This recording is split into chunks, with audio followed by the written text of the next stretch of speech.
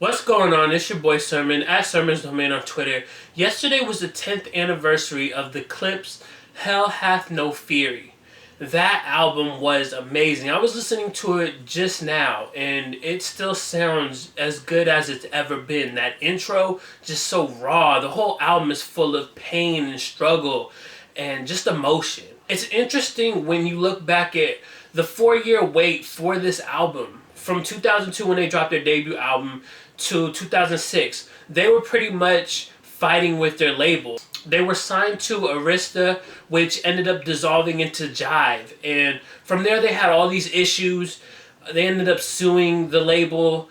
They wanted off. They didn't want to be a part of it, so they came up with a solution eventually, and the album finally came. I think about what the album would sound like if it came out in 2004 as opposed to 2006. Some notable records would probably be missing from the fold. You wouldn't have Slim Thug, so you wouldn't have that Whamp Whamp What It Do, and you definitely wouldn't have Mr. Me Too, because that record kind of came after the Clipse accused Lil Wayne of stealing their style, so you had that aspect that wouldn't have happened back in 2004. Of reflection aside, this video serves the purpose to update fans about what's going on with Pusha T's King Push album, as well as the possibility of another Clipse album.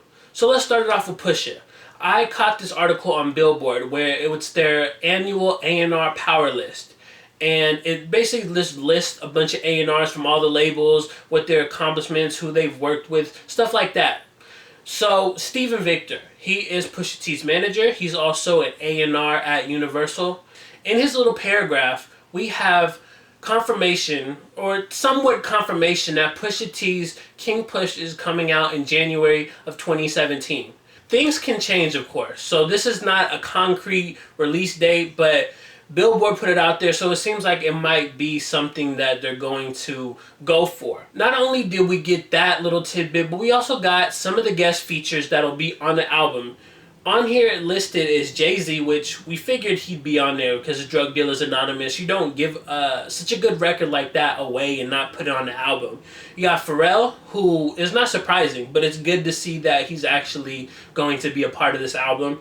You got Lauryn Hill, which is very surprising considering Lauryn Hill doesn't do too many features for anybody. I'm most interested to hear the story of how Pusha T and Lauryn Hill got together. And then the last name that was listed is Emily Sandé, who I don't know too much about. I know she's a singer, she's very popular, and she has a lovely voice. So I listened to one of her songs. She does have a lovely voice. I'm interested to see what she and Pusha can put together. I noticed that Ty Dolla $ign and Designer aren't mentioned on here, which it might just be because they weren't trying to list every guest feature, but I'm really hoping that record that came out a couple months ago, or even a month ago, I don't even know. I put it so far back in my head. But it was called Circles. It was a poor attempt at Pusha T trying to come up with a radio single. The second part of the update is on another Clipse album. It's a topic that's been discussed over and over again. Every time No Malice does an interview, he has to talk about a Clipse album. And most of the time he said, nope, it's not going to happen. Nope, I'm past it. I'm over it. I'm doing the solo thing. He didn't want to do that type of music anymore. Yesterday, though, on the 10th anniversary of the Clipse sophomore album, he does provide a bit of hope in a feature on GQ, which is great. I'll include a link so you can read it. It's about the making of the album, and just looking back on the album, it has quotes from both of them, and I really enjoyed the article. So at the end, you have the inevitable question of, is there going to be another Clipse album? And for the first time since 2010, No Malice sounds like he's actually ready to make it happen. He says, beyond a shadow of a doubt, I know we can do it. That's all he said, but that's all that's needed, that bit of hope. And then Pusha backs up the statement by saying, it would be an amazing album. We could totally conquer the world. I believe that Clipse ending things after 3 albums sort of cut their legacy short. Yeah, you could say they have 2 classics and 1 really good album, but I felt like there was still more for them to do as a duo. I like that where it went now because we got to see Pusha evolve into the solo artist that he is now, and I think that when they do come back together, because it sounds more like it's not a if, it's more of a when.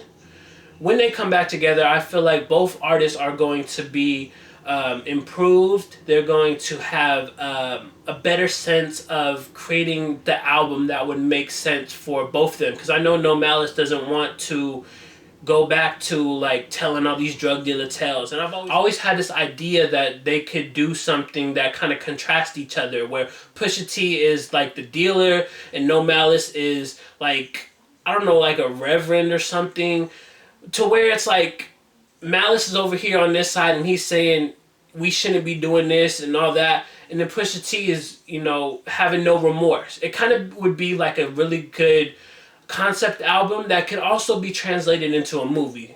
I don't know. I don't have the whole picture, the whole idea. I just know that something doing like that would satisfy No Malice, and then satisfy Pusha T. And I think if the Clipse album is going to happen, there needs to be some sort of compromise, because there's no way you can do a Clipse album without having some sort of compromise when both of the artists are in such different directions now. So those are your updates for Pusha T's solo album King Push, coming out January 2017, hopefully, and the possibility of a fourth Clipse album. Let me know what you think about this information in the comment section below, and then like the video, subscribe to the channel if you're not already, share the video. Follow me on Twitter at SermonsDomain, and as always, thank you for your time. I appreciate you for watching, and until next time, peace.